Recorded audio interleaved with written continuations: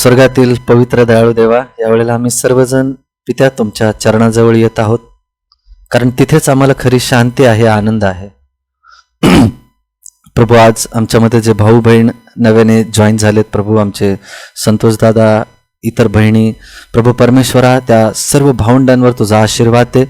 आणि प्रभू, आज जे काही आम्ही शिकत आहोत तुझ्या दाखल्यांविषयी, ते दाखले ज्याच्यामध्ये स्वर्गाचं गहनगूज गोष्ट इतकी सुंदररित्या तू आम्हाला साध्या सरळ सोप्या भाषेमध्ये समजावून सांगितलेल्या आहे, त्या गोष्टी समजून घेताना प्रभू आमचे विचारशक्ती, आकलनशक्ती प्रभू तू वाढव. आणि जे काही तुला सांगण्याची इच्छा आहे प्रभू, ते ऐकण्यासाठी आमचे कान तू उघड. कारण प्रभू, बऱ्याच वेळेला तू वचनामध्ये म्हटलास, ते कानाने ऐकतात परंतु ते ऐकत नाहीस, ते अंतःकरणाने ऐकतात खरं परंतु कृतीमध्ये येत नाही. देवबापा, आमच्या जीवनामध्ये अशा गोष्टी जर कुठे असेल ज्या तुझ्या वचनाच्या विरुद्ध आहेत प्रभू परमेश्वरा, तर ही ती वेळ आहे. आम्ही आमचं समर्पण तुला करतो देवबापा. तुझी इच्छा, तुझ्या योजना आम्हा प्रत्येकाच्या जीवनात तू पूर्ण कर. जे कोणी वाटेमध्ये आहेत, भाऊ बहीण प्रवासामध्ये तुझं वचन ऐकत आहेत देवबापा, त्यांचा प्रवास तू सुखरूप कर. आणि जे भाऊ बहीण घरामध्ये ऐकत आहेत, ज्या बहिणी काम करता करता ऐकत आहेत प्रभू, सर्व वाईट गोष्टींपासून तू त्यांचा सांभाळ कर. आणि देवबापा, प्रत्येक भाऊ बहिणीचं लक्ष या 1 तासासाठी तुझ्या वचनाकडे लागू देत राजा. कारण देवबापा, आम्ही आमच्या जीवनामध्ये खूप धावपळ करतो, पैसा मिळवण्याची, संसाराच्या काळजी चिंतांची, ह्या सगळ्या गोष्टीमुळे प्रभू आमचं लक्ष तुझ्यापासून विचलित होऊन जातं. परंतु ही जी वेळ तू आमच्यासाठी ठेवलेली आहे ती खूप सुंदर आहे, की जेणेकरून आम्ही दिवसभर किती जरी भटकलो तरी आमच्या परमेश्वराची वेळ आम्ही सांभाळून त्याच्याकडे लक्ष देऊन त्याच्या चरणाजवळ बसावं. या वेळेसाठी आम्ही सर्वजण पित्या तुम्हाला धन्यवाद देतो. इथून पुढची सर्व वेळ काळ पवित्र पित्या आम्ही तुमच्या हातामध्ये देतो. ही प्रार्थना येशू ख्रिस्ताच्या पवित्र नावात करतो, म्हणून तुम्ही ऐका बापा. आमेन. आमेन. पण ठीक आहे, क्विक रिव्हिजन घेऊया. काल आपण ही गोष्ट शिकलो मित्रांनो, की नातं जपणं किती महत्वाचं आहे. आपण बऱ्याच वेळेला सुवार्ता सांगत असताना फडफड फडफड बोलून जातो, सुवार्ता सांगून जातो, पण त्या आत्म्याची तन्मयता किंवा त्या आत्म्याची गरज आपण बघत नाही. आपल्याला जस्ट कोणीतरी सांगितलंय, चर्चनी सांगितलंय, वचन सांगायला सांगितलंय म्हणून वाचायचं किंवा वचन सांगायचं निघून जायचं, हे देवाचं काम नाहीये मित्रांनो. आपलं काम आहे प्रत्येक आत्म्याकडे त्या तन्मयतेने बघणं, त्याची गरज समजून घेणं, त्याच्यासाठी आत्म्याने विवळ होऊन प्रार्थना करणं, आणि त्याला काय गरज आहे, तो कुठे चुकतोय, त्याला कशा प्रकारे आपण गाईड करू शकतो, एकदम प्रेमाने कसं गाईड करू शकतो, हे बोलणं खूप महत्वाचं आहे. त्या व्यक्तीला वेळ देणं महत्वाचं आहे. आणि हे पण आपण बघितलं की बऱ्याच वेळेला आपण बायबल स्टडी करत असताना, देवाचा वचनाचा अभ्यास करत असताना नकळतपणे जो अनुभव मी पण घेतलाय मित्रांनो, आणि ते मला बऱ्याच वेळेला काही जणांच्या बोलण्यातून, वागण्यातून जाणून येतं की त्या व्यक्तीला स्वधार्मिकतेमध्ये तो व्यक्ती घुसलेला आहे. आता स्वधार्मिकता काय माहिती आहे मित्रांनो, की आपण आपल्या चांगुलपणावर खूप अवलंबून राहतो. चांगुलपणावर अवलंबून राहणं म्हणजे काय, की मी बायबल स्टडीला रोज येतो, मी चर्चला जातो, मी रोज प्रार्थना करतो, मी बायबल स्टडी, मी स्वतः वचन वाचतो, मला अख्खं बायबल तोंडपाठ आहे, आणि हा बघा, हा तर दर चर्चला येत नाही, याला समजत पण नाही, अरे ह्याला काय बोलता पण येत नाही, ह्याला काय कळतंय का नाही. हे जेव्हा आपण स्वतःच्या गोष्टी झाकून इतरांकडे बघायला लागतो ना, बोर्ड दाखवायला लागतो, त्याला म्हणतात स्वधार्मिकता. मित्रांनो, सिस्टर एलन व्हाईट आपल्याला सांगतात, एखादा दारुडा व्यक्ती बरा आहे स्वर्गाच्या राज्यासाठी, पण हा स्वधार्मिकपणा जो आहे ना माणसामध्ये, तो त्या दारुड्यापेक्षा भयानक आहे. आमेन. समजलं तुम्हाला मित्रांनो? आमेन. मी अधिक स्पष्ट करून सांगतो मित्रांनो. तुम्ही म्हणताल की अरे काय म्हणताय ब्रदर, देव काय दारुड्याला स्वर्गात नेईल का? मित्रांनो, मी तुम्हाला सांगतो, नेऊ शकतो, कारण तो देव आहे, तो आत्म्याचं परीक्षण करतो. कदाचित तो दारू कुठल्या कारणाने पितो हे मला माहिती नाही, तुम्हाला माहिती नाही, त्याला दारू सोडायची, तो पश्चाताप करतोय, पण त्याच्या कुठल्या गोष्टीमुळे असेल, दुःखामुळे असेल, आपण नाही समजू शकत. आपण फक्त रस्त्यावर पडलेला तो दारुडा बघतो, पण त्याला आपण डायग्नोस नाही करत की तो तशा परिस्थितीमध्ये का आहे. आपण लगेच त्याला जज करतो की अरे कसला घाणेरड्या अवस्थेत पडलाय, असं पडलाय, तसा पडलाय. पण त्याची गरिबी, त्याच्या अंतःकरणातलं दुःख हे आपण कधीच ओळखत नाही. प्रभू येशूच्या काळात सुद्धा प्रेषित देवाचे 12 शिष्य काही अंशी तसेच होते, मानवी स्वभावाचेच होते. येशू ख्रिस्त स्वर्गारोहण होऊन जेव्हा 40 दिवसानंतर 50व्या दिवशी त्यांच्यावर पवित्र आत्मा आला. त्याच्यानंतर त्यांचा तो प्रवास वेगळ्या वळणाकडे सुरू झाला, नवीन जन्माकडे सुरू झाला. पण त्याच्या अगोदर त्या शिष्यांचा प्रवास आहे ना खूप भयानक होता. ते येशू ख्रिस्ताला जेव्हा कोणी पापी माणूस दिसायचा तर ते त्याला म्हणायचे की हा रोगामध्ये का पडलाय प्रभू, ह्याने केलेल्या पापामुळे तर हा तसा पडलेला नाहीये ना. म्हणजे ते इतक्या वाईट नजरेने बघायचे ना समोरच्याला. आपण सुद्धा काही प्रमाणात तसेच होतो. जेव्हा इतर मनुष्य त्यांच्या जीवनामध्ये दुःख, त्रास, अपेष्टा सहन करत असतात ना, आपण काय करतो माहिती आहे, अरे नक्कीच याने काहीतरी पाप केलंय, नक्कीच याने काहीतरी भयानक अशी गोष्ट केली ज्याच्यामुळे देवाचा कोप ह्याच्यावर एवढा भडकलाय. मित्रांनो, अशा फंदात पडू नका. हे विचार खूप वाईट आहेत. म्हणून देवासाठी ना एक दारुडा मनुष्य परवडला, पण स्वधार्मिकपणा जो ठेवतो ना, ज्याला असं वाटतं की मी खूप धार्मिक आहे, तर कॉलर एकदम टाईट करतो, मी उपास करतो, मी दान धर्म करतो, मी अमुक गोष्टी करतो, मी बायबल स्टडी करतो, माझ्या कुटुंबामध्ये मी खूप हुशार आहे, मला देवाचं वचन सगळं समजतंय. ह्या पापामध्ये आपण जर अडकलो तर स्वर्गाचं राज्य आपल्यासाठी कधीच मिळू शकत नाही. मित्रांनो, आमेन. तुम्ही सहमत आहात? आमेन. आमेन. परंतु तो व्यक्ती देवासाठी खूप आवडता आहे जो इतरांना समजून घेतो, जो त्यांच्या जीवनातल्या समस्यांकडे बघतो. बऱ्याच वेळेला एखादा व्यक्ती जर चर्चला येत नसेल, बायबल स्टडीला येत नसेल, तर तो का येत नाही याची शहानिशा करणं हे आपलं काम आहे. कदाचित त्याच्या कुटुंबामध्ये काय प्रॉब्लेम तर झालेला नाही आहे ना, का तो जगाच्या धामधुमीमध्ये अडकून तर पडलेला नाही आहे ना, हे समजून घ्या मित्रांनो. त्याच्या मनामध्ये असे का गैरसमज झालेत की तो भाऊ किंवा ती बहीण दूर दूर जात चाललेत, त्याला ओळखून घ्या, त्याला त्याच्याशी एक नातं बनवायला बघा.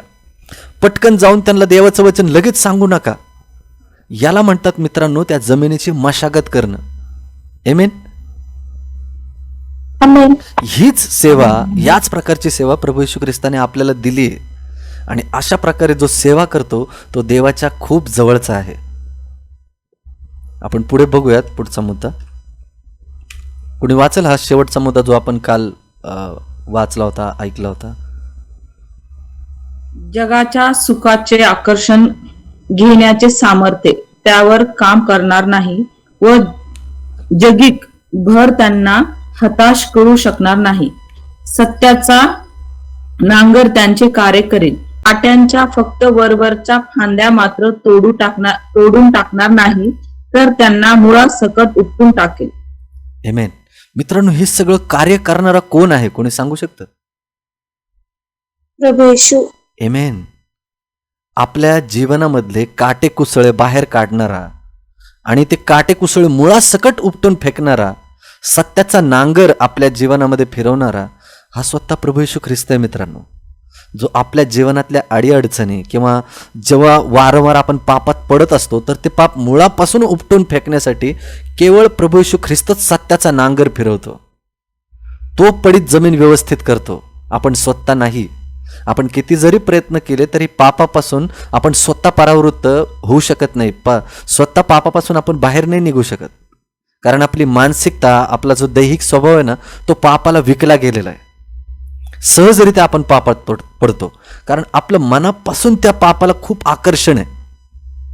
आणि ते जर आकर्षण आपल्याला काढायचं असेल तर प्रभू येशू ख्रिस्ताशिवाय मित्रांनो दुसरा पर्याय नाही. हे लिहून घ्या माझ्याकडून.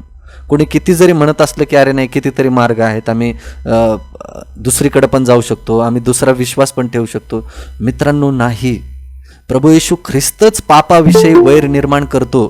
ते आणि खूप साऱ्या लोकांची, संत महात्म्यांची मी पुस्तकं पण वाचलेली आहेत. त्याच्यामध्ये ते चांगले विचार सांगतात, खूप चांगले विचार सांगतात, आणि ते चांगले पण असतात मित्रांनो, वाईट असतात असं मी म्हणत नाही. ते तुम्हाला चांगलं वागायला शिकवतात, चांगला मार्ग शिकवतात. पण तो चांगला मार्ग माझ्या अंतःकरणामध्ये कसा येईल आणि पापाविषयी माझ्या मनात किळस कशी निर्माण होईल हे कोणीही सांगत नाही. त्या पापापासून बाहेर कसं निघायचं, त्या पापाला लढायचं कसं, हे केवळ आणि केवळ येशू ख्रिस्तच आपल्याला सांगतो. आणि तो स्वतः सांगत नाही, तर तो स्वतः आपल्यामध्ये येऊन ते कार्य करतो. आमेन. आमेन. आता हे कसं होतं? हे ज्याने नव्याने जन्म घेतलेला आहे, जो त्याचा अनुभव घेतो त्यालाच माहिती की हे कसं हृदयामध्ये होतं. कसं त्या पापाविषयी वैर निर्माण होतं. आणि हेच आपण आता पुढचे जे मुद्दे येणार आहेत आपल्यासमोर, त्याच गोष्टी आपण बघणार आहोत की नेमकी अशी कुठली गोष्ट आहे की जे आपल्या जीवनामध्ये आता इथून पुढे झाली पाहिजे आणि आपण पडीत जमिनीमधून बाहेर निघून सुपीक जमिनीमध्ये पडायला पाहिजे. हे आपण आज बघणार आहे. ओके, तयार आहेत सगळे?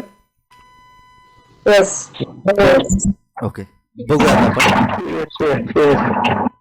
कोणी वाचेल स्क्रीनवरचा पहिला मुद्दा?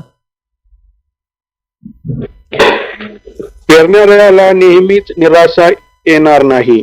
जे बी चांगल्या भूमीवर पेरलेला तो हा आहे की वचन ऐकून समजतो, ती फळ देतच देतो.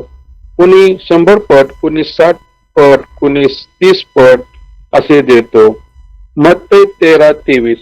चांगल्या भूमीवर पेरले ते लोक हे आहेत की ते प्रामाणिक व चांगल्या अंतःकरणाचे म्हणजे निष्कपट असे आहेत. ते वचन ऐकतात व त्यानुसार पालन करीतात व सहनशीलतेने फळ देत राहतात. आमेन. आमेन. मित्रांनो, या गोष्टीला जास्त स्पष्टीकरणाची सुद्धा गरज नाही, आपल्या सगळ्यांना माहिती आहे. पण त्याला जर आपण बारकाईने बघितलं ना, तर आपल्या सगळ्यांना माहिती आहे, आपण शिकलोय की बी म्हणजे स्वतः प्रभू येशू ख्रिस्त आहे आणि पेरणारा हा सुद्धा प्रभू येशू ख्रिस्त आहे. मित्रांनो, तोच मशागत करतो, तोच आपल्यामध्ये ते बी उत्पन्न करतो आणि त्याला पालन पोषण करण्यासाठी जे काही गरज आहे ना, तो प्रभू येशू ख्रिस्तच करत असतो. मग आपलं काय काम आहे? आपण काय केलं पाहिजे? त्याच्यामध्ये आपला रोल काय? आपलं काम एवढंच आहे की त्याच्या इच्छेला समर्पित होणं. जेव्हा तो वचन आपल्याला सांगत आहे, वचन आपल्या कानावर पडत आहे, प्रामाणिकपणे ते वचन ऐकणं आणि प्रभूला म्हणणं की होय प्रभू, तू बोलतोयस ते बरोबर आहे, माझ्या जीवनामध्ये ही उणीवता आहे. प्रामाणिकपणे ते वचन स्वीकारणं. ते कोण सांगतंय? तो PhD झालेला आहे किंवा बायबल स्कॉलर आहे किंवा तो शिकलेलाच नाहीये, आपल्याला फरक पडत नाही. तो लहान मुलगा जरी सांगत असेल, तहानेलं बाळ सुद्धा सांगितलं असेल किंवा तो विधर्मी जरी सांगत असेल, तरी ते प्रामाणिकपणे वचन स्वीकारणं खूप गरजेचं आहे. त्याला म्हणतात सुपीक जमिनीवर पडलेलं बी. सुपीक जमिनीवर पडलेलं बी हे ओपन माइंडेड असतं. ओपन माइंडेड म्हणजे काय माहिती आहे मित्रांनो, की समोरचा जर शिकवतोय ना, प्रामाणिकपणे ते स्वीकारणं आणि त्याच्याबद्दल विचार करणं. असं नाही की पास्टर बोलले किंवा समोरचा वक्ता बोललाय आणि आपण ऐकून घेतलंय आणि बस त्याच्यावर कधी विचारच करायचा नाही, असं नाही. त्याबद्दल विचार करा. इथे सुद्धा ज्या गोष्टी तुम्ही शिकताय ना, त्याबद्दल तुम्ही विचार केलाच पाहिजे. आणि जर नाही विचार केलात तर आपण पुतळ्यासारखे होऊन जाऊ, आपण सुद्धा सहजरित्या भडकून जाऊ. आज ख्रिस्ती विश्वासक हे काय बोलतात माहिती आहे? जेव्हा कधी मी त्यांच्याकडे गेलो आणि त्यांना शिकवण्याचा प्रयत्न केला, देवाचा प्रेमाचा संदेश जेव्हा मी त्यांच्याकडे घेऊन गेलो, तेव्हा ते म्हणतात, मलाच शिकवतात की आमचे पालक असं बोललेत, आमच्या पालकांनी आम्हाला असं शिकवलंय, आमचे पालक जसं म्हणतात ना तेच आम्हाला बरोबर वाटते, तुम्ही काहीतरी वेगळं सांगताय. हे या मनोवृत्तीची जी लोक आहेत ना, ती वचनामध्ये मुळवलेली नसतात. त्यांची चौकट आहे ना फक्त त्या पास्टरपुरतीच किंवा त्यांच्या त्या चौकटीपुरतीच मर्यादित असते. पण सुपीक जमिनीत पेरलेलं जे बी असतं ना, ते प्रामाणिकपणे जे काही देवाकडून येईल, ते कुणाकडूनही असो, ते देवाकडून येण्याचे कन्फर्मेशन जेव्हा त्यांना मिळतं ना, की अरे खरंच जे वचन आज मी ऐकलं ना, ते माझ्या हृदयात खोलवर पेरलं गेलंय. मला खरंच हृदयाला ते इतकं खोलवर जाणवलं ना, की मला असं वाटतं की खरंच माझ्याशी देव बोललाय. आणि ते प्रामाणिकपणे ते वचन स्वीकारतात आणि आपल्या जीवनामध्ये ते अंमलात आणण्याचा प्रयत्न करतात. आणि प्रभूला सतत म्हणत राहतात की होय प्रभू, आज तू माझ्याशी बोललाय आणि मी तुला समर्पित होत आहे, मला तुझा म्हणून घे आणि मला बदलून टाक. हे असतं सुपीक जमिनीवर पेरलेलं बी, जे स्क्रीनवर तुम्ही बघताय की त्याच्यामधून, त्या बी मधून एक अंकुर बाहेर आलाय आणि त्याच एक हिरवगार सुंदर असं दिसतंय. आमेन. मित्रांनो, कधी तुम्ही तो व्हिडिओ बघितलाय की नाही माहिती नाही, पण ते कधीतरी बघा यूट्यूबवर. जेव्हा ते बी जमिनीमध्ये पेरलं जातं आणि हळूहळू ते जेव्हा बी वरती येताना इतकी सुंदर ती प्रोसेस असते की त्या बी मधला तो कठोरपणा ते सगळं भेदून ते बी एकदम कोमलरित्या ते बीज बाहेर निघतं. अंकुर त्याला म्हणतात. अंकुर फुटतो. ते अंकुर फुटण्या अगोदर त्याला ते कवच तोडावं लागतं. आमेन. सगळेजण ऐकतायत मला? आमेन. हो बरोबर. आमेन. ते बी अंकुर फुटण्याच्या अगोदर त्याला ते कवच तोडावं लागतं. हे आपल्याला कसं लागू पडतं माहितीये, आपण निसर्गाची कधी बघतच नाही. ते निसर्ग आपल्याला देवाच्या गोष्टी इतक्या शिकवतो, इतक्या सांगतो, पण आपण कधी त्याच्यावर विचारच करत नाही. का? कारण आपण आपल्या दुःख टेन्शनमध्ये इतके गुरफटून गेलोय की परमेश्वर आपल्याला या निसर्गामधून इतके सुंदर धडे देते, त्याच्याकडे आपण कधी बघतच नाही. मित्रांनो, ते बीजाचा वरचा कठोरपणा असतो ना, तो सगळा भेदून हे जे अंकुर आहे तो फुटतो आणि मग तो जमिनीतून बाहेर येतो. आता तो कठोरपणा आपल्या जीवनामध्ये सुद्धा आहे. माझ्या चर्चच्या डॉक्टरिन्स, माझी बिलीफ सिस्टीम किंवा विश्वास प्रणाली जे मी पहिल्यापासून शिकत आलोय, किंवा माझे वंश परंपरेने जे शिक्षण मला मिळाले, माझे आई बाबा असा विश्वास ठेवतात, माझे परंपरागत आलेलं कुळदैवत आहे, हे त्याच्याने आपण ना कठोर बनलोय.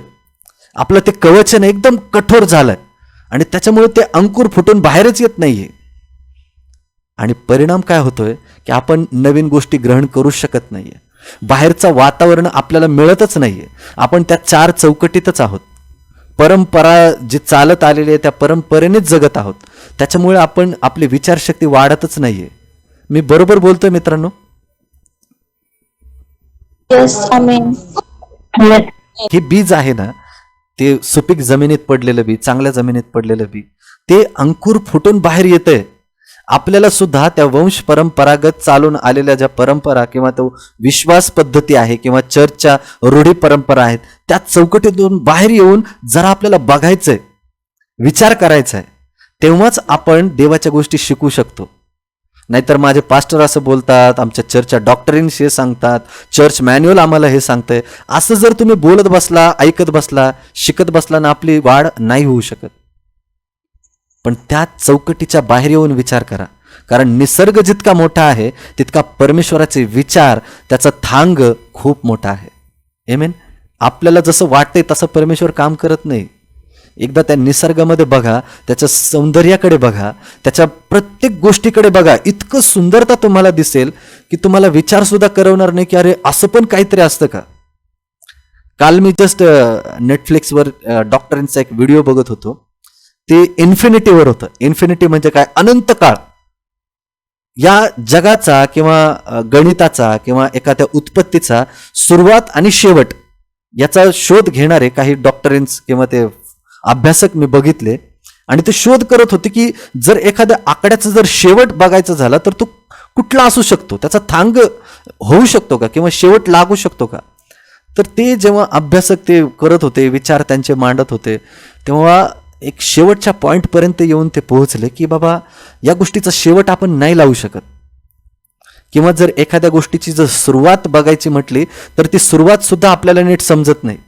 पण एका फिलॉसॉफरने किंवा त्या अभ्यासकाने त्याने विचार मांडले की ही सुंदर सृष्टी निर्माण करणारा, सगळ्या गोष्टीमध्ये बारकाईने सगळ्या गोष्टी भरणारा तो कोणतरी आहे, जी अचाट शक्ती आहे, ज्याच्याकडे आपण कधी बघितलं नाहीये.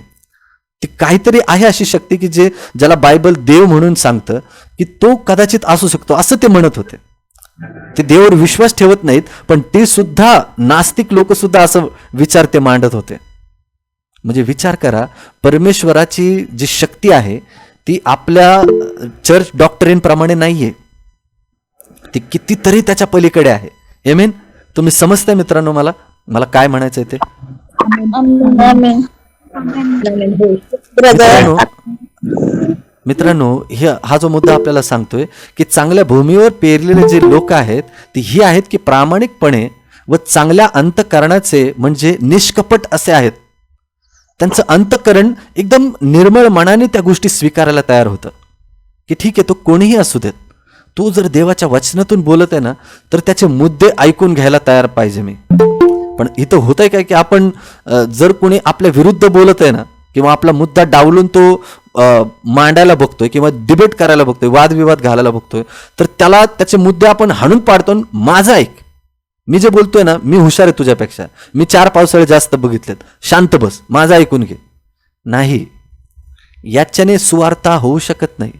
याच्याने कदाचित तुम्ही वाद जिंकताल, तुम्ही तुमच्या ज्ञानाने समोरच्याला हरवताल, त्याचा वाद तुम्ही खाली पाडून बघताल, पण त्या व्यक्तीला नाही तुम्ही जिंकू शकत.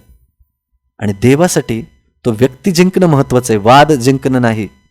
खूप लोक ज्ञान सांगून विचार मांडून वाद जिंकतात. मित्रांनो, वाद आपल्याला जिंकायचा नाही, आपल्याला व्यक्तीला जिंकायचंय. आमेन. बरोबर बोलतोय मी? Amen. Amen. Yes, brother. आमेन आमेन. जे सुपीक जमिनीवर पडलेले ते निष्कपट आहेत. ते वचन ऐकतात व त्यानुसार पालन करतात व सहनशीलतेने फळ देत राहतात. ही लॉंग टर्म प्रोसेस आहे. ते सतत फळ देत राहतात. आज वचन ऐकलंय आणि फार मी उल्हासाने काम करतोय आणि बाबा खूप चांगलं शिकवलंय, आज मी तसंच करणार, तर एकदम उल्हासाने ते छोटा मोठा उल्हास दाखवतात आणि नंतर 1-2 दिवस गेले की फुस होऊन जातात. नाही, आपल्याला सहनशीलतेने एकमेकांचं सहन करत राहून फळ द्यायचंय.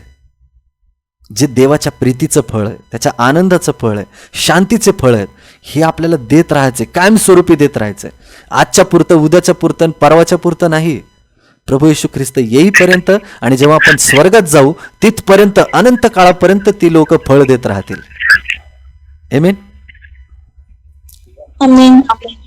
ओके, दुसरा मुद्दा आपण वाचूया.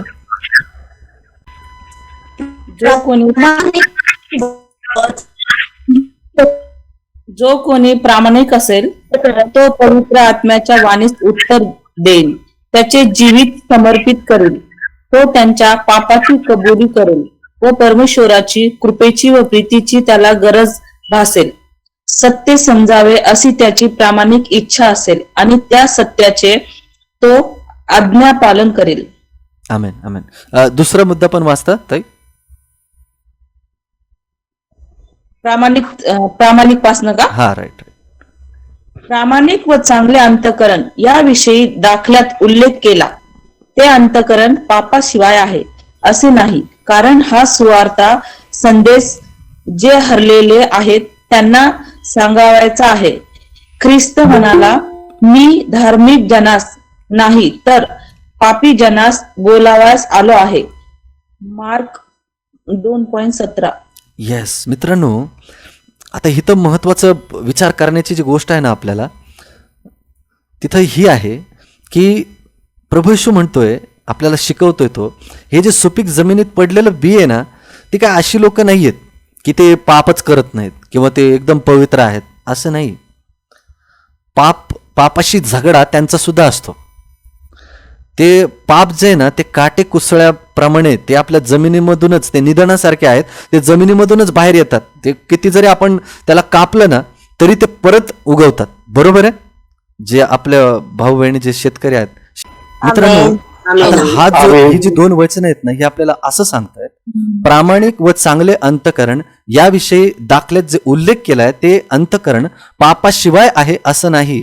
त्यांच्या जीवनात सुद्धा पाप आहे, त्यांचं जीवन सुद्धा पापाशी झगडा करत आहे, पण ते ना चांगल्याशी धरून आहेत, चांगल्याला धरून आहेत. ते बी जे आहे ना, ते त्यांना माहिती आहे की काटे कुसळे किंवा निधन ते कधी पण उगवू शकतं.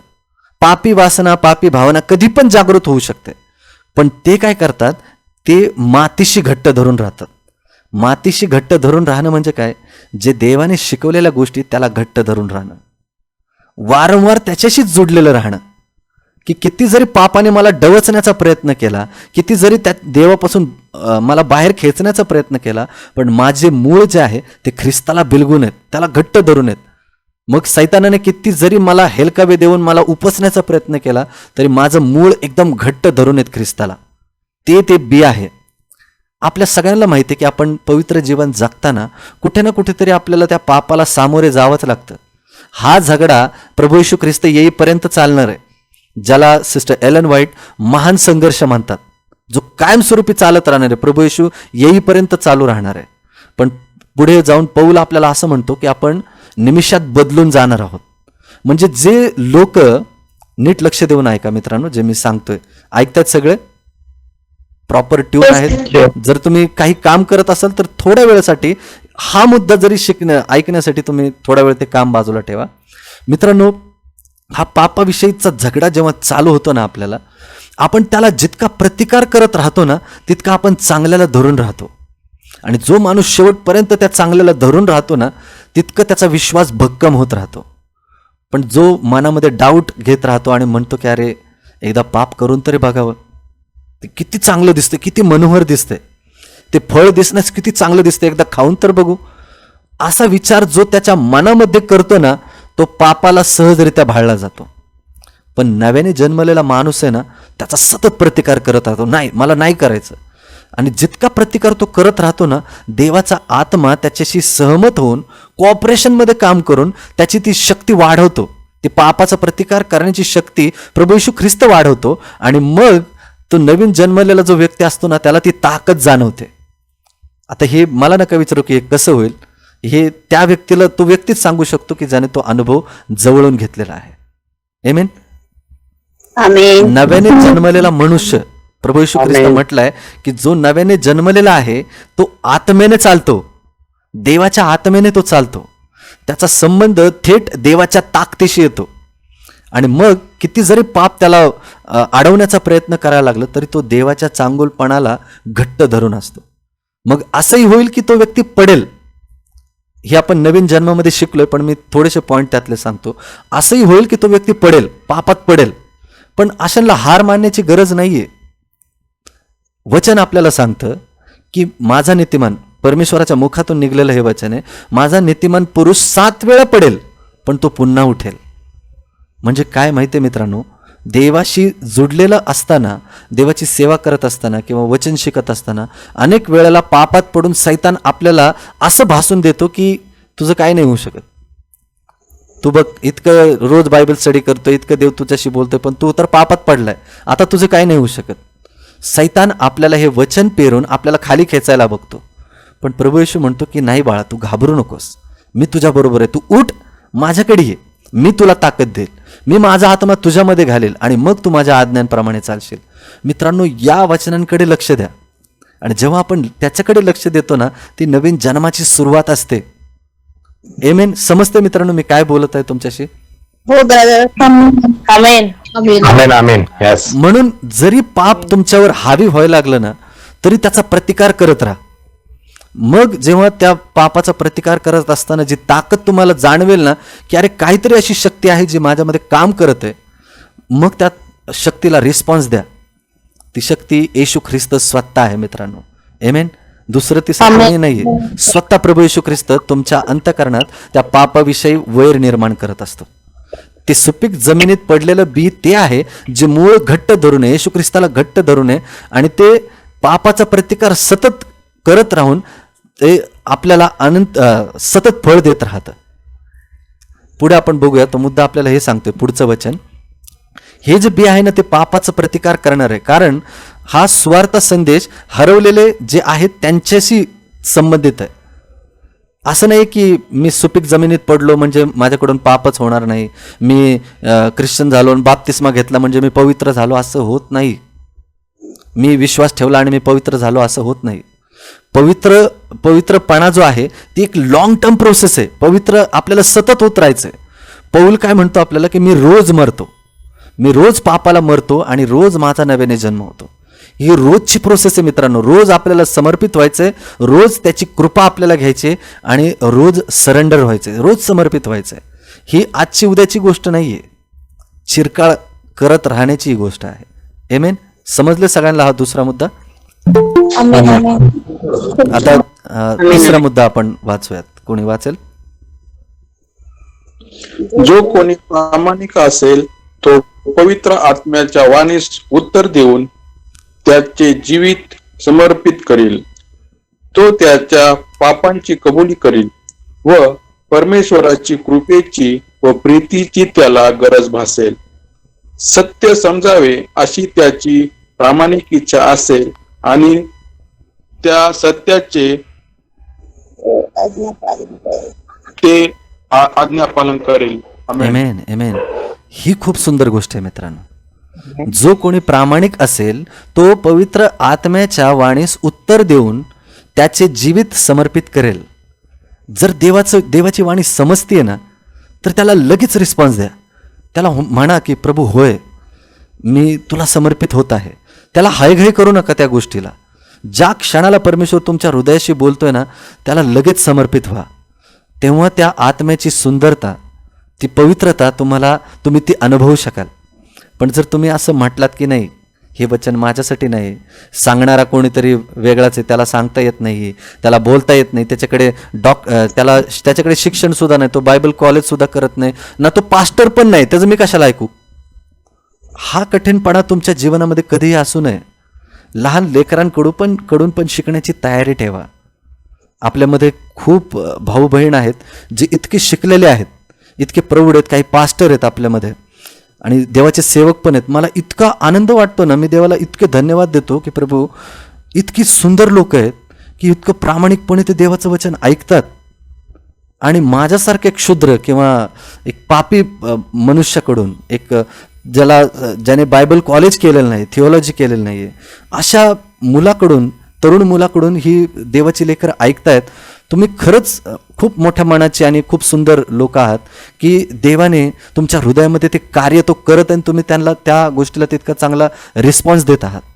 मित्रांनो, हे दुसऱ्या तिसऱ्या कोणाचं नसून प्रभू येशू ख्रिस्त तुमच्या हृदयामध्ये कार्य करत आहे, हे कन्फर्मेशन आहे. आमेन. तुमच्या प्रत्येकाचं कन्फर्मेशन आहे. त्याला जितका तुम्ही चांगला रिस्पॉन्स देताल ना, तितकं सुंदर कार्य तुमच्या जीवनामध्ये घडायला सुरुवात होईल. जो कोणी प्रामाणिक असेल तो पवित्र आत्म्याच्या वाणीस उत्तर देऊन त्यांचे जीवित समर्पित करेल की प्रभू, मी आहे, मी मान्य करतो, मी पापी आहे, माझ्या इथं अशा चुका होत आहेत, तू मला क्षमा कर, मी माझं हृदय कठीण नाही करत आहे, मी प्रामाणिकपणे तुला स्वीकारतो. ती समर्पण सतत राहू द्या. स्वतःच्या ज्ञानावर, स्वतःच्याच कौशल्यावर, स्वतःच्या अनुभवावर अवलंबून राहू नका.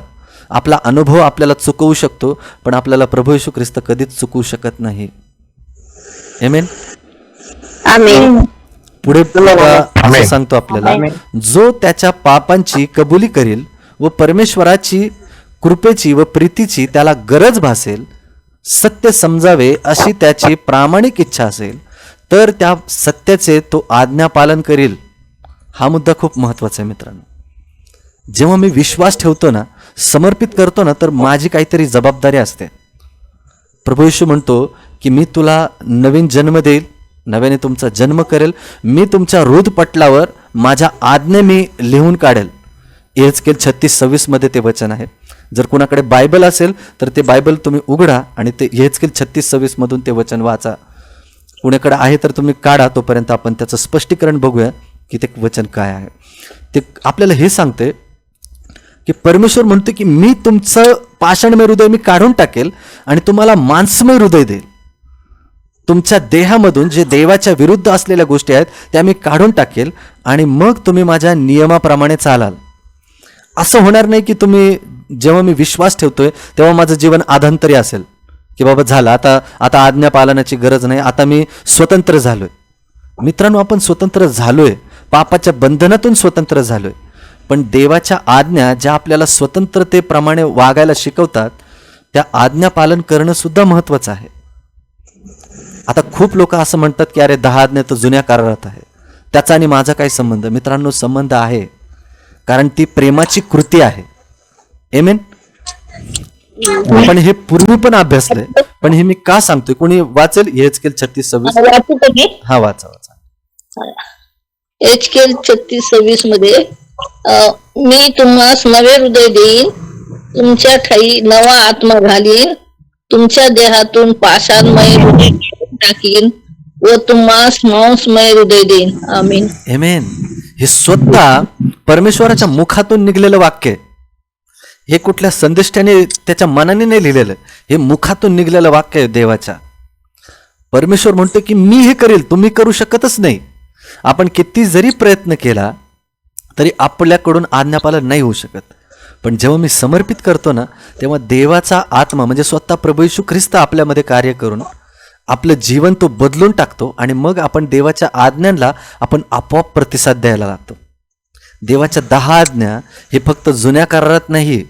जुना करार आणि नवा करार असा भाग आपल्यासाठी आहे, देवासाठी नाही आहे. पूर्ण पवित्र शास्त्र आपल्यासाठी आहे आणि त्या 10 आज्ञा ह्या आपल्याला नवीन जन्माच्या गोष्टी शिकवतात, देवाचं कॅरेक्टर शिकवतात, देवाचं चरित्र आपल्यामध्ये आणतात. पण जो कोणी असं शिकवतो की तुम्हाला 10 आज्ञा आता पाळण्याची गरज नाहीये, मित्रांनो, बायबल सांगतं की तो देवाच्या वचनानुसार तुम्हाला शिकवत नाही. पण जो कोणी नियमशास्त्राप्रमाणे तुम्हाला शिकवतो, नियमशास्त्र परमेश्वर त्याच्या 10 आज्ञा तो आपल्या हृदयावर लिहितो. इथे काय वचन लिहिलंय की मी माझे नियम तुमच्या हृदपटलावर कोरील. तो स्वतः लिहिल. म्हणजे काय की नवीन जन्म झालेला मनुष्य तो देवाच्या आज्ञेनुसार आपोआप चालेल. कोणी त्याला शिकवण्याची सांगण्याची गरज भासत नाही, तर त्याला स्वतःला देवाशी प्रेम जोडून स्वतः तो आत्म्याने तन्मयतेने देवाच्या आज्ञांप्रमाणे चालायला लागतो. आमेन. आमेन. समजला हा मुद्दा सगळ्यांना? आमेन. आमेन. शेवटचा मुद्दा हे सांगतो आपल्याला, सत्य समजावे अशी त्याची प्रामाणिक इच्छा असेल. म्हणजे तो इतका प्रामाणिक असतो की जे काही सत्य सांगितलं जाते, शिकवलं जातंय ना, ते आत्म्याच्या तन्मयतेने शिकून त्याची नंतर शहानिशा करून ते स्वतः वैयक्तिकरित्या बायबलमध्ये चाळून जेव्हा तो कन्फर्म करतो की होय खरंच ब्रदर बोलत होते ना, ते वचनात सुद्धा मी बघितले, ते बरोबर तसंच मला सांगतंय. हे स्वतः आपण प्रामाणिकपणे स्वतः सुद्धा शिकणं गरजेचं आहे. फक्त आपण इथे 1 तास येतोय, रट्टा मारून केल्यासारखं वाचतोय आणि ब्रदरांना चांगलं वाटावं म्हणून मी शिकतोय, असातला भाग नाहीये मित्रांनो. हे तुमच्या वैयक्तिक जीवनासाठी महत्त्वाच्या गोष्टी आहेत. या कोणाला दिखावा करायचा म्हणून मी हे शिकत नाहीये किंवा शिकवत नाहीये. आपल्या वैयक्तिक जीवनामध्ये देवाचं वचन कार्य करायला हवं याच्यासाठी आपण हे रोज शिकतोय. प्रामाणिकपणे ती इच्छा पाहिजे की होय प्रभू मला तुझ्याशी जोडलेलं राहायचं आहे. मग मला फरक पडत नाही की मला कोण शिकवतंय. आमेन. आमेन. पुढे आपण बघूयात. आमेन. आता आपण एक शेवटाला आहोत, ऍक्च्युली या दाखल्याच्या शेवटाला आहोत, जे आपल्याला खूप सुंदर अशा गोष्टीमध्ये चालवणार आहे. कोणी वाचेल स्क्रीनवरचा पहिला मुद्दा? विश्वासाविना वचनाचा स्वीकार केला जात नाही. विश्वासा वाचून त्याला संतोषविणे अशक्य आहे, कारण देवाजवळ जाणाऱ्याने असा विश्वास धरिला पाहिजे की तो आहे आणि त्याचकडे धाव घेणाऱ्याला तो प्रतिफळ देणारा होतो. इब्री 11:6. आमेन. एमेन. एमेन. आता इथे एक उदाहरण मी सांगण्याचा प्रयत्न करतो की हे कसं आपण शिकू शकतो. की देवाजवळ जाणाऱ्याने असा विश्वास ठेवला पाहिजे की तो आधी आहे. तो आहे म्हणून आपण आहोत. तो त्याने ही सृष्टीची रचना केली, त्याने आपल्याला काहीतरी कारणासाठी बनवलेलं आहे. हा विश्वास आपला पाहिजे. मग त्याचा शोध घ्या. तो कोण परमेश्वर आहे ज्याने तुम्हाला आणि मला बनवलं, तुमच्या मुखास त्याने श्वास भरला, तो कोण परमेश्वर आहे याचा अंतःकरणाने शोध घ्या तुम्ही. मी सुद्धा जेव्हा या जगाच्या गोष्टीमध्ये होतो मित्रांनो, आपण जेव्हा विश्वास ठेवतो की प्रभू तू आहेस आणि मला तुझा शोध घ्यायचा आहे, तो कोण खरा परमेश्वर आहे. मित्रांनो, हे आपण वचन शिकत आहोत किंवा रोज आपले भाऊ बहिणी साक्ष सांगतात किंवा देवाचा अनुभव सांगतात, हे फक्त त्यांच्यापुरतंच मर्यादित आहे. त्यांनी तो अनुभव घेतला आहे, पण तुमच्या जीवनात सुद्धा ते वैयक्तिकरित्या कार्य करणं खूप महत्त्वाचं आहे. जोपर्यंत तो अनुभव येत नाही ना, तोपर्यंत आपण नाही काम करू शकत किंवा ते त्या देवाच्या जवळीकतेचा अनुभव नाही घेऊ शकत. वचन आपल्याला हे सांगते, इब्री 11:6, हे थोडं आत्म्याच्या जवळ जाऊन शिकण्याचा प्रयत्न करा किंवा विचार करण्याचा प्रयत्न करा. कारण होतं काय की आपण घरी आहोत आणि घर बसल्या शिकत आहोत. बऱ्याच वेळेला आपण असं होतं की मोबाईल बाजूला ठेवून देतो आणि जे वचन ज्या आत्म्याने ज्या तन्मयतेने मला ते अनुभव आलेला असतो ना, मी ते सांगण्याचा प्रयत्न करत असतो, पण आपलं लक्ष सतत विचलित होत असतं, इकडं तिकडं होत असतं आणि मला शिकायला भेटलेलं असतं ते 80-90% असतं, पण मी एक्सप्रेस करताना ते मला 60 किंवा 50-60% मी एक्सप्रेस करत असतो. पण जेव्हा तुम्हालाच ते शिकायला मिळतं किंवा तुम्ही जेव्हा ते समजून घेता तेव्हा ते कुठंतरी 10 आणि 5% होऊन जातं. पण मित्रांनो, असं होऊ देऊ नका. जितकं जास्त रिस्पॉन्स देता येईल ना त्या गोष्टीला, तितका जास्त रिस्पॉन्स द्या. आणि नेहमी प्रार्थना ही ठेवा की प्रभू ज्या आत्म्याने समोरचा व्यक्ती शिकवतोय ना, त्याच आत्म्याने मला त्या गहनगुज गोष्टी शिकायला मिळू देत. मग बघा, ती आत्म्याची तन्मयता बरोबर तुम्हाला समजायला लागेल. आमेन. आता हे समजून घेऊया, विश्वासाविना वचनाचा स्वीकार केला जाऊ शकत नाही. अगोदर तुम्हाला त्या वचनावर विश्वास ठेवायला लागेल की खरंच हे वचन जे आहे ते ईश्वर प्रेरित आहे आणि कोणीतरी परमेश्वर आहे जो इतकं त्याने सुंदर सृष्टी बनवलेली आहे, जो इतरांच्या जीवनामध्ये कार्य करतो. जोपर्यंत ते त्या गोष्टीला व्हिजिट करत नाहीत, त्या गोष्टी बघत नाहीत किंवा त्या इंटरनेटवर सर्च करत नाहीत आणि बघत नाहीत की बाबा बरोबर आहे, हे जे सांगतात आहे ना ते खरंच त्या ठिकाणी तिथे ती गोष्ट आहे आणि ती खरंच सुंदर गोष्ट आहे. आणि मग जेव्हा ते वैयक्तिकरित्या त्या ठिकाणी जाऊन भेट देत नाही तोपर्यंत ती गोष्ट किती सुंदर आहे हे त्या व्यक्तीला कळणारच नाही. आता हे वचन इथं कसं किंवा हे उदाहरण इथं कसं लागू पडतंय?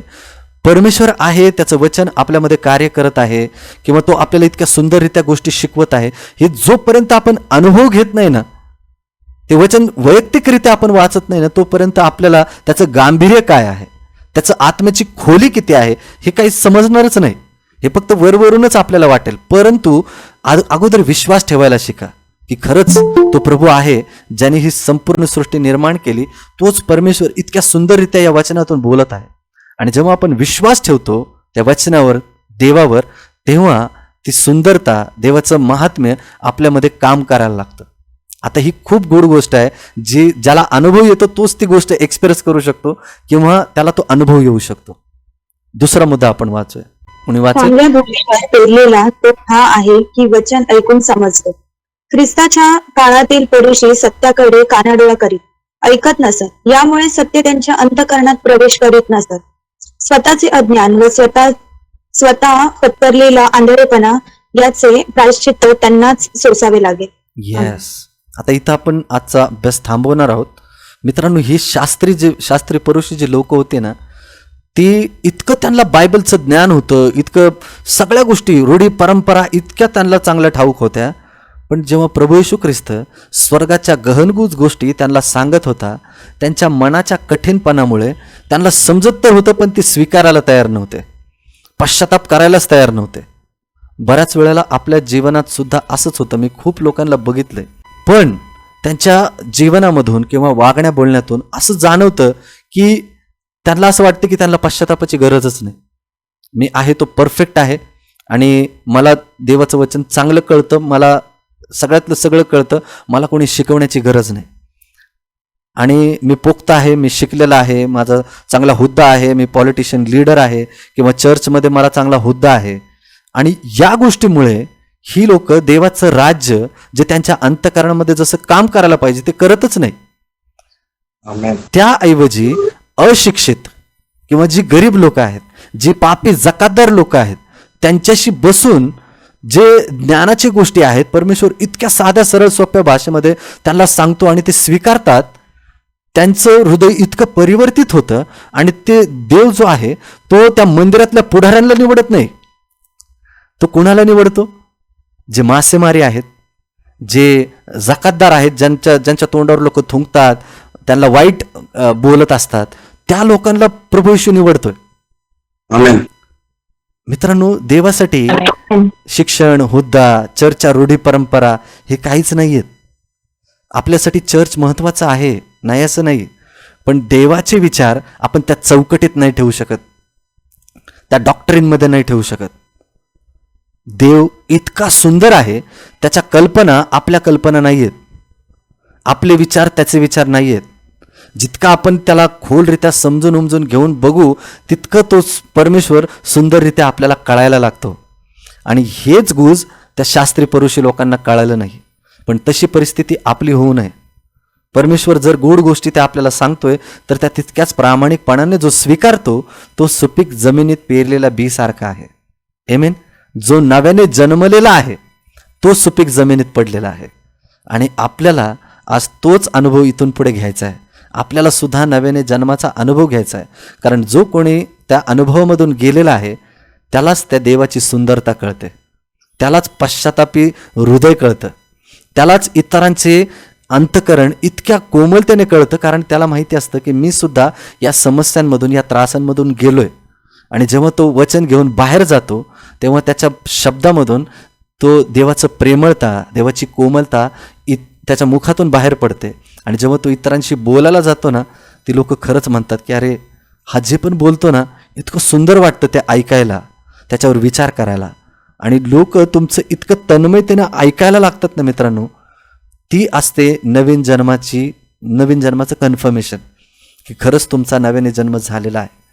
तुम्ही इतरांचं जेव्हा ऐकायला लागता, त्यांच्या समस्या ऐकायला लागता, त्यांना समजून घ्यायला लागता आणि देवाच्या वचनाने त्यांना काउन्सिलिंग करायला लागतं.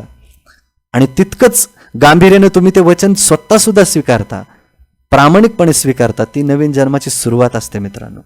समजून जा की तुम्ही सुपीक जमिनीत पडलेलं बी आहात. आमेन. जिथे संसाराच्या काळजी चिंता किंवा माझं शिक्षण आड येत आहे किंवा माझ्या चर्चच्या डॉक्टरीन्स आडवे येत आहेत, तर मग आपली वाढ खुंटली जाते. ते आपल्यासाठी काटे कुसळ्याप्रमाणे होऊन जातं आणि मग सैतान येतो आणि ते रस्त्यावर पडलेल्या बीप्रमाणे ते वचन आपल्यामधून घेऊन निघून जातो. आणि मग जसा प्रभू येशू ख्रिस्ताच्या वचनाचा, त्याच्या सुवार्तेचा परिणाम आपल्यावर व्हायला पाहिजे तो होत नाही. पण आपल्याला सुपीक जमिनीमध्ये पाडायचं आहे. आपल्याला कायमस्वरूपी त्या काटे कुसळ्यांमध्ये किंवा रस्त्यावर पडलेल्या बीप्रमाणे जगायचं नाहीये. आपल्याला सुपीक जमिनीमध्ये पाडायचं आहे. आमेन. आपण प्रार्थना करूया. आणि मित्रांनो, ह्यातले काही मुद्दे तर आपण उद्या बघणारच आहोत. पण हे होतं पेरणी करणाऱ्याचा दृष्टांत, जे आत्तापर्यंत आपण जवळजवळ 3 आठवडे शिकलेलो आहोत.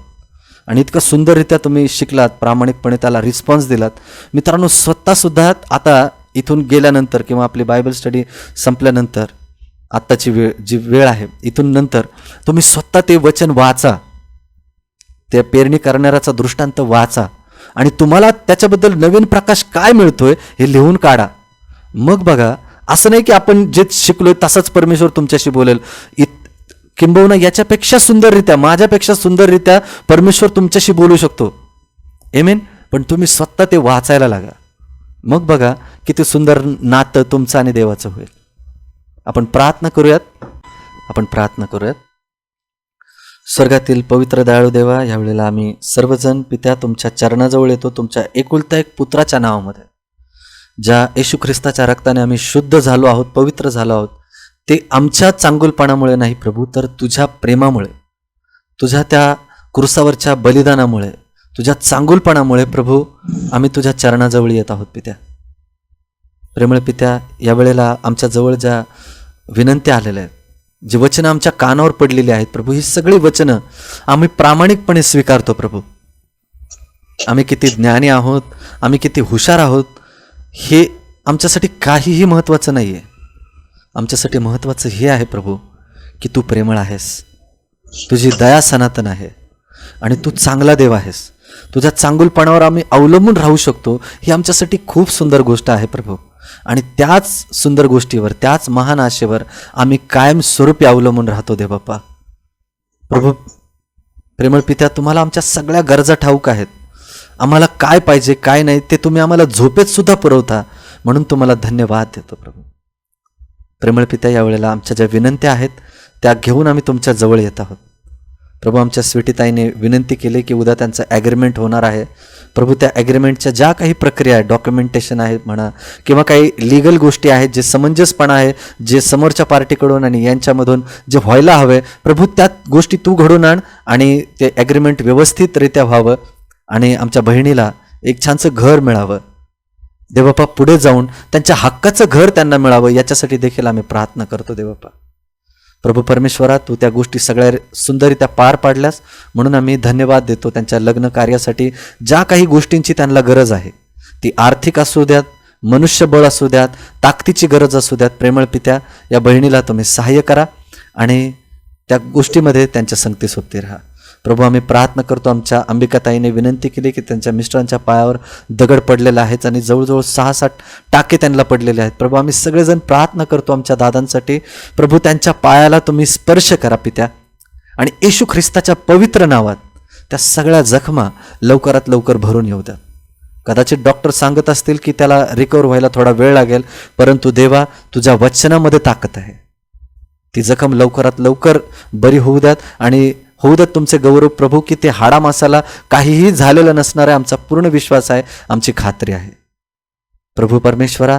आमच्या दादांच्या संगती तुम्ही आहात म्हणून धन्यवाद देतो प्रभू. तो मोठा अपघात होण्यापासून, तो पायाला लागला किंवा डोक्यालाही लागू शकला असता, काहीही झालं असतं, पण देवबाप्पा काहीही हानी त्यांची होऊ दिली नाहीत म्हणून पित्या तुमचे धन्यवाद देतो. खरंच तुमच्या वचनाप्रमाणे आम्हाला कन्फर्मेशन मिळतं की तुम्ही जसं बोललात पित्या की तुमचे देवदूत येऊन आमचं रक्षण करत असतात, त्याची प्रचिती तुम्ही आम्हाला रोज देता प्रभू.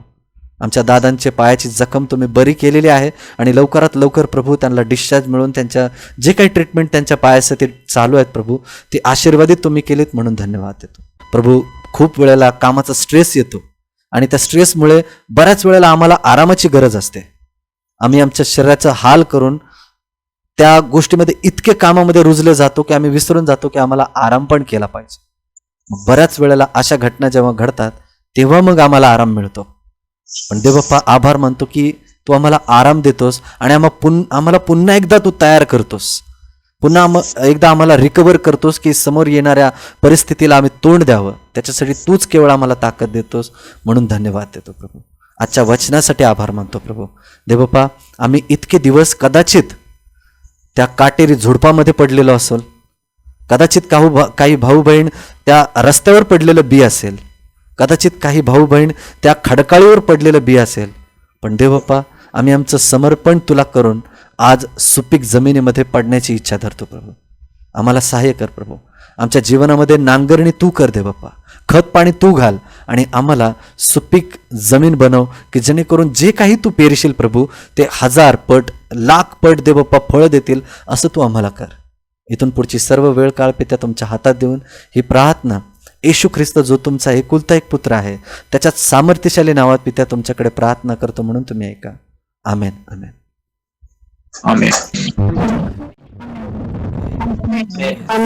थँक्यू सो मच भावनो. आमेन. आमेन.